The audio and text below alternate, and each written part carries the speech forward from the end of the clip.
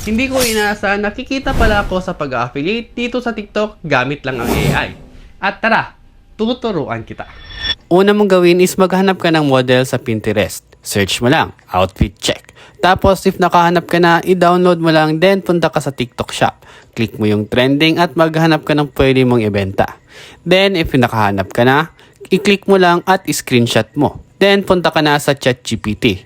I-attach mo yung dinownload mo kanina sa Pinterest at yung screenshot mo. Tapos mag-attach ka rin ng mukha mo na naka-selfie. Basta kita yung mukha. Then i-prompt mo ito. Palitan mo yung damit at mukha sa first picture gamit ang damit at mukha na nasa second picture and third picture. At ibahin mo rin ang background na similar lang sa first picture.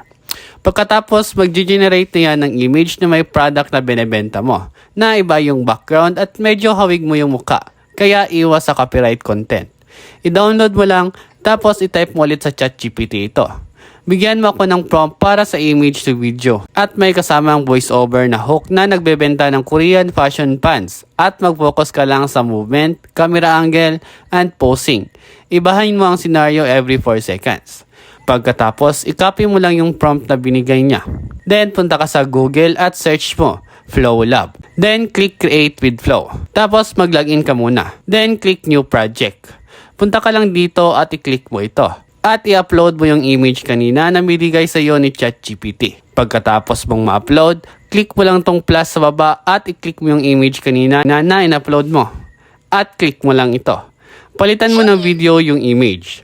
Ingredients, portrait ba or landscape, at ilang video ang gusto mong magawa. Mas marami, mas maganda. Kaya mas better if marami kang Google accounts para mas marami kang videos na ma-generate.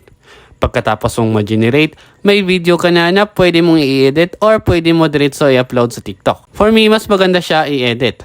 Gawa ng voiceover, clickbaits, or compilation videos gamit ang trending music para mas dumami ang views at hindi mas magmukhang AI. Actually, ang daming pwedeng gawing TikTok affiliate video gamit lang ang AI if maotak ka lang at magaling kang mag-prompt. At if gusto mo pa ng mga ganitong video, paano kumita gamit ang AI, ay i-follow mo na ako. Kung gusto mong magmukhang malinis, stylish at parang mayaman, simulan mo sa pantalon mo. Hindi ito basta pants, Korean fit to